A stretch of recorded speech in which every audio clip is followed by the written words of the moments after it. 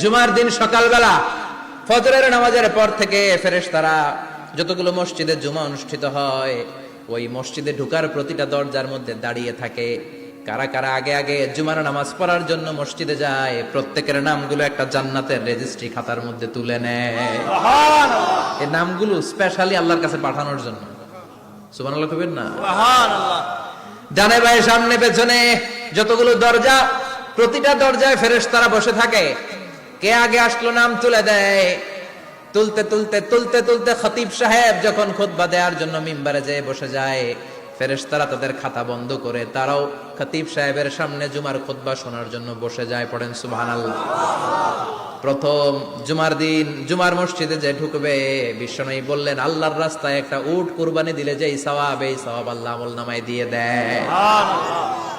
দ্বিতীয় পর্যায়ে যে ঢুকে, বিশ্বনবী বললেন বাকারা, গরু কুরবানির সওয়াব পায়। তিন নম্বরে যে ঢুকবে, বিশ্বনবী বললেন কাবসা, হাদিসের ভাষায় এসেছে আল কাবাস, কাবাস মানে হলো বকরি, বকরি কুরবানির সওয়াব। চার নম্বরে যে ঢুকবে তার হচ্ছে দাজাজা, দাজাজা মানে মুরগি। পাঁচ নম্বরে যে ঢুকবে, বিশ্বনবী বললেন বাইদা, নোয়াখালীরা কয় বয়দা, আমরা কই আন্ডা, কুমিল্লায় কই ডিম। আছে না নাই? তো এই বয়দা আল্লাহর রাস্তায় দান করে দিলে যেই সওয়াব, পঞ্চম ব্যক্তি ওই সওয়াব পাবে। এই পাঁচ জনের পরে আর লেখালেখি নাই, বাকিদেরটা নরমাল এন্ট্রি করে সব ফেরেশতারা খুতবা শোনার জন্য বসে যায়। সুবহানাল্লাহ সুবহানাল্লাহ। তো জুমার দিনে আগে আগে যাবেন তো ইনশাআল্লাহ। সবাই রাজি আছেন? ইনশাআল্লাহ। চিৎকার করে পড়েন ইনশাআল্লাহ। ইনশাআল্লাহ। তার মানে আদম সৃষ্টি হলো জুমার দিনে, দুনিয়ায় নামিয়ে দেয়া হলো জুমার দিনে, তওবা কবুল করে নেওয়া হলো জুমার দিনে, রূহ কবজ করা হলো জুমার দিনে, আবার কিয়ামত সংগঠিত হবে জুমার দিনে। পড়েন সুবহানাল্লাহ। সুবহানাল্লাহ। আবার বিশ্বনবী বললেন আর রমাদান ইলা রমাদান, এক রমজান থেকে আরেক রমজানের মাঝখানে যত গুনাহ হয় মাফ করে কে? আল্লাহ। তারপরে বিশ্বনবী বললেন আল উমরাতু ইলাল উমরাহ, কেউ যদি একবার উমরা করে পরে আবার করলে দুই উমরার মাঝখানে গুনাহগুলো মাফ করে দেয় কে? আল্লাহ। আবার বিশ্বনবী বললেন আল জুমআতু ইলাল জুমআ কাফফারাতুন লিমা বাইনাহুমা, এক জুমার পর থেকে সামনের জুমা আসা পর্যন্ত যে সগীরা গুনাহগুলো হয় সবগুলো সগীরা গুনাহ মাফ করে দেয় কে? তার মানে জুমার দিন গুনাহ মাফের দিন। সারা সপ্তাহে ভুল ত্রুটি অন্যায় যা করলাম জুমার নামাজের বদৌলতে সব গুনাহ মাফ করে দেয় কে? আল্লাহ। এই দামি দিনটাকে আল্লাহ ইহুদিদের দিতে চেয়েছিলেন, পায় নাই। আলহামদুলিল্লাহ কইবেন না? আলহামদুলিল্লাহ। ইখতিলাফু, তারা ইখতিলাফ করে হারাইছে এটা। এই দামি দিনটা রব্বুল আলামিন নাসারাদেরকে দিতে চেয়েছিলেন, ফাখতালাফু, ওরাও ইখতিলাফ করে হারাইছে। এজন্য ইখতিলাফ ভালো জিনিস না খারাপ জিনিস? মারামারি ভালো জিনিস না খারাপ জিনিস? আর ঐক্য করা ভালো জিনিস না খারাপ জিনিস? ঐক্য করতে রাজি আছেন? ইহুদিদেরকে আল্লাহ দিতে চাইলেন, ইখতিলাফ করে হারাইছে। নাসারারাও হারাইছে। ফাজা আল্লাহু বিনা ফাহাদানা বিহাদা দ্বীন, রব্বুল আলামিন এই দিনটা আমাদেরকে দিলেন, আমরা ইখতিলাফ করি নাই, বিশ্বনবীর হাতে হাত রেখে ঐক্য করে ঘোষণা দিয়েছি জুমার দিন আমাদের সাপ্তাহিক দিন। সুবহানাল্লাহ। সুবহানাল্লাহ। বিশ্বনবী বলেন ফাগাদান লিল ইয়াহুদ, সাপ্তাহিক আনন্দের দিন ইহুদিদের জন্য হচ্ছে শনিবার, ইয়াউমুস সাbt, ও বা'দা গাদ লিন নাসারা, আর খ্রিস্টানদের জন্য হচ্ছে রবিবার, আর আমাদের জন্য হচ্ছে শুক্রবার। চিল্লায় পড়েন আল্লাহু আকবার। তার মানে জুমার দিন, জুমাবারের মর্যাদা বেশি না কম? চিল্লায় বলেন বেশি না কম? আলহামদুলিল্লাহ, আমরা এই জুমার দিনটাকে রাষ্ট্রীয় ছুটির দিন হিসেবে পেয়েছি, পাইছি না? 1984 সালে হুসাইন মোহাম্মদ এরশাদ সাহেব এই ভালো কাজ করছিলেন। উনি সব করছে জীবনে, স্বৈরাচারীও করছে, ভালো কাজও করছে। ঠিক। তো খারাপটা আর আমরা না বলি, যেটা ভালো এটাই বলি। ঠিক। উনার কারণে আজ অবধি, এই 84 থেকে আজ 34 বছর বাংলাদেশের রাষ্ট্রীয়ভাবে সাপ্তাহিক ছুটির দিন কোনটা? আলহামদুলিল্লাহ কইবেন না? এই উসিলায় আল্লাহ ওনারে মাফ করুক। পৃথিবীর অনেক দেশে কিন্তু শুক্রবার ছুটির দিন না। আমি বছরের বেশিরভাগ সময় মালয়েশিয়াতে থাকি, মালয়েশিয়ার সাপ্তাহিক ছুটির দিন রবিবার। খ্রিস্টানদের সাথে অনেক বিজনেস তাদের মেনটেন করতে হয়, তো তারা যদি শুক্রবারে ছুটির দিন করে তাহলে সপ্তাহে 2 দিন ব্যবসা বাণিজ্য কাটা পড়ে যায়। নিজেদের কারণে শুক্রবার বন্ধ, যাদের সাথে বিজনেস ওদের কারণে রবিবার বন্ধ। আমরা আলহামদুলিল্লাহ আল্লাহর দেয়ায় পবিত্র দিনটাতে পেয়েছি জুমাবার। আলহামদুলিল্লাহ পড়েন আলহামদুলিল্লাহ। এজন্য বিশ্বনবী বললেন খবরদার এদিনের নামাজ মিস করো না। মান তারাকা সালাসা জুমাইন তাহাউনান, গাফলতি করে টানা 3টা জুমা যে ব্যক্তি মিস করলো, তাবা আল্লাহু ফি কলবিহি, রব্বুল আলামিন ওই লোকটার অন্তরের মধ্যে মোহর মেরে দেয়। ওয়া কুতিবা ফি জুমরাতিল মুনাফিকিন, মুনাফিকদের খাতায় তার নাম তুলে দেয়। 3টা জুমা যদি কেউ মিস করে, 2টা পানিশমেন্ট। এক হচ্ছে তবে আল্লাহ ফি কলবি, আল্লাহ অন্তরে মোহর মেরে দেয়। ভালো কথা ভাল লাগে না, নামাজ ভাল লাগে না, আজান ভাল লাগে না, ইসলাম ভাল লাগে না, শুধু মৌজ মাস্তি ভাল লাগে, গান বাজনা ভাল লাগে, এরকম আছে না নাই? জুমার নামাজে যায় না। আরেকটা হলো কুতিবা মিনাল মুনাফিকিন, মুনাফিকদের খাতায় নাম তুলে দেয়। আল্লাহ হেফাজত করো, আরো জোরে পড়েন আমিন। আমিন। জুমার দিন আগে আগে মসজিদে আসবেন, ইনশাআল্লাহ। সবাই রাজি? ইনশাআল্লাহ। আসেন, আল্লাহ জুমার ব্যাপারে কি ওয়াজ আমাদেরকে করলেন আমরা শুনি। শুনতে রাজি? আল্লাহ বললেন, ইয়া আইয়ুহাল্লাযীনা আমানু ইযা নুদিয়া লিস-সালাতি মিন ইয়াউমিল জুমআতি ফাসআউ ইলা যিকরিল্লাহি ওয়া যারুল বাই', যালিকুম খায়রুল লাকুম ইন কুনতুম তা'লামুন। পড়েন না আল্লাহু আকবার। আল্লাহ বললেন, ও আমার মুমিন বান্দারা শোনো শোনো। আপনাদেরকে অ্যাড্রেস করে আল্লাহ বলছেন, ও আমার মুমিন বান্দারা শোনো, ইযা নুদিয়া লিস-সালাতি মিন ইয়াউমিল জুমআ, জুমার নামাজের আযান যখন দেয়া হয়, ফাসআউ ইলা যিকরিল্লাহ, আল্লাহর স্মরণে তোমরা ধাবিত হও। ওয়া যারুল বাই', কেনা বেচা বন্ধ করে দাও। যালিকুম খায়রুল লাকুম ইন কুনতুম তা'লামুন, এটাই তোমাদের জন্য কল্যাণ যদি তোমরা বুঝতে পারো। জুমার নামাজের আযান যখন হয়, ফাসআউ ইলা যিকরিল্লাহ, আল্লাহর স্মরণে তোমরা বের হয়ে যাও। আল্লাহু আকবার। ফাসআউ ইলা যিকরিল্লাহ ইযা নুদিয়া লিস-সালামি ইয়াউমিল জুমআ, জুমার নামাজের আযান যখন দেয়া হয় বের হয়ে যাও, তখন কোনো কাজ রাখা যাবে না।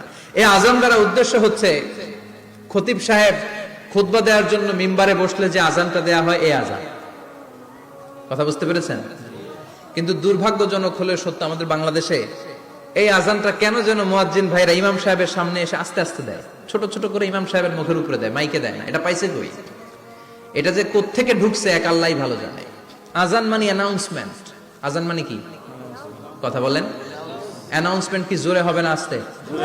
তো সব আযান মাইকে এত সাউন্ড করে, এই আযানটা ইমাম সাহেবের মুখের সামনে এসে ছোট ছোট করে কেন দেয়?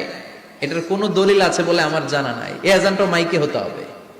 আমি পৃথিবীর যত দেশ ঘুরেছি, অনেক বড় বড় মসজিদে আমি জুমার সালাত করেছি, সব জায়গায় মক্কাতুল মুকাররমা সহ মসজিদে নববী সহ সব জায়গায় খতিব সাহেব জুমার মিম্বারে বসার পরে যে আযানটা দেয়া হয়, এটাও অন্যান্য আযানের মতো মাইকে দেয়া হয়।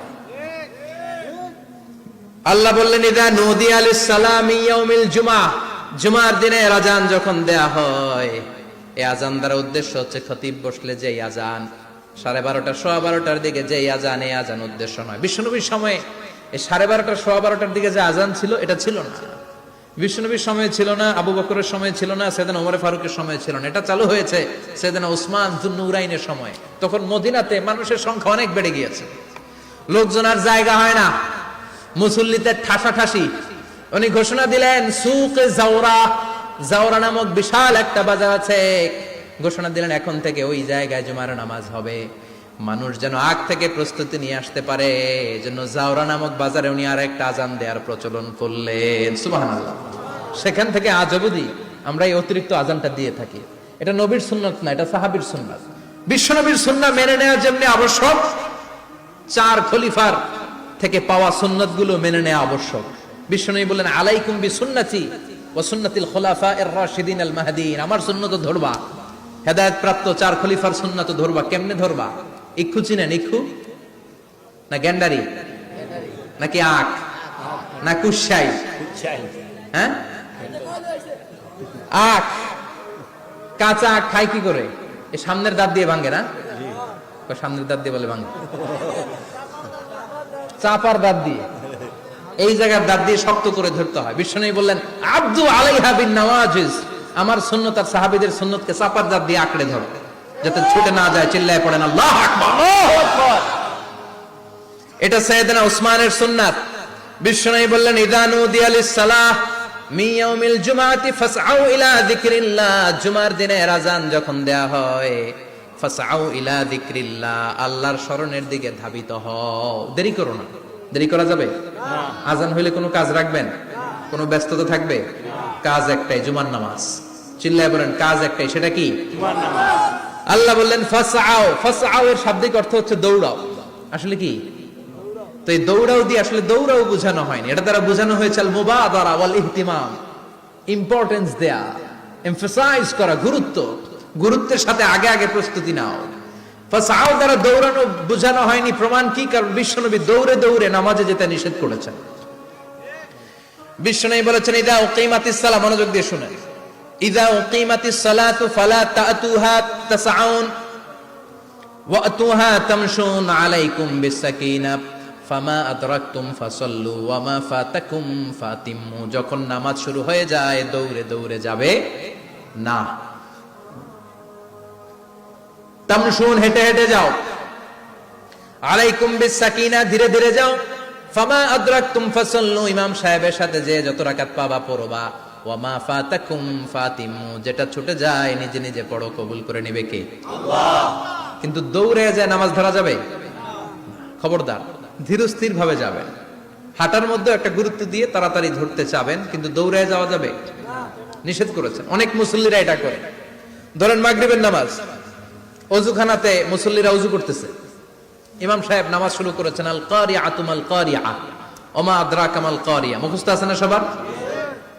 মুসল্লি মনে করতেছে অজু হয়েছে আমার অর্ধেক, এখন যদি তাড়াতাড়ি অজু না করে দৌড় না দেই রাকাত পাওয়া যাবে? রাকাত পাওয়ার জন্য দিছে দৌড়। মসজিদে হচ্ছে টাইলসের মসজিদ, পিছলায় পয়রা মুসল্লি একদিকে, লুঙ্গি আরেকদিকে। আছে না নাই? আমার কাছে খবর আছে এরকম পা ভাঙছে অনেকের। রাকাত ধরার জন্য মুসল্লি তাড়াহুড়ো করে দিছে দৌড়, মুসল্লি একদিকে লুঙ্গি, ঠ্যাং ভাঙ্গা শেষ, এখন ল্যাংড়া। বিশ্বনবীর কথা মানে নাই, ওটারে ল্যাংড়া বানাইছে কে? আল্লাহ। এই জন্য বিশ্বনবী বললেন খবরদার দৌড়ে যাবে না, একামত হয়ে গেলে ধীরস্থির ভাবে যাও।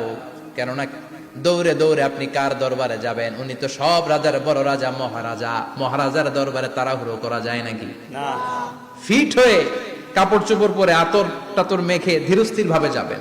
দৌড়ে গেলে আপনার হার্টবিট বেড়ে যাবে, আপনার ব্রেথ ইন ব্রেথ আউট, শ্বাস প্রশ্বাস বেড়ে যাবে। তো হাঁপানির চোটে তো আপনি হাঁপাতে থাকবেন। আপনি তাহিয়া পড়বেন কখন, তাসবিহ পড়বেন কখন, আল্লাহর প্রশংসা করবেন কখন? চিল্লা এখন ঠিক কিনা? এজন্য আল্লাহ বললেন ফাসআউ ইলা যিকরিল্লাহ। জুমার নামাজের আযান যখন হয়ে যায় তোমরা আল্লাহর জিকিরের দিকে ধাবিত হও। যিকরিল্লাহ, আল্লাহর স্মরণ। জিকির মানে কি? আল্লাহর স্মরণ। কিন্তু এই জিকির দ্বারা এই আয়াতের উদ্দেশ্য হচ্ছে আল খুতবাতাইন, জুমার 2 খুতবা। জুমার জিকিরের অনেক অর্থ আছে। জিকির মানে সালাত, জিকির মানে কোরআন, জিকির মানে ওয়াজ, জিকির মানে সম্মান। আবার জিকির মানে জুমার 2 খুতবা। আবার জিকির মানে সুবহানাল্লাহ, আলহামদুলিল্লাহ, লা ইলাহা ইল্লাল্লাহ, সুবহানাল্লাহ, আলহামদুলিল্লাহ, লা ইলাহা লা ইলাহা ইল্লাল্লাহ মুহাম্মাদুর রাসূলুল্লাহ সাল্লাল্লাহু। এটাও জিকির। সুবহানাল্লাহ, আলহামদুলিল্লাহ, আল্লাহু আকবার। এই 3 জিকিরের চেয়ে শ্রেষ্ঠ কোন জিকির আছে? কথা কন। বিশ্বনবী প্রত্যেক ফরজ নামাজের পরে সুবহানাল্লাহ 33 বার, আলহামদুলিল্লাহ 33 বার, আল্লাহু আকবার 34 বার পড়তেন। রাজি আছেন? সবাই পড়তে রাজি আছেন?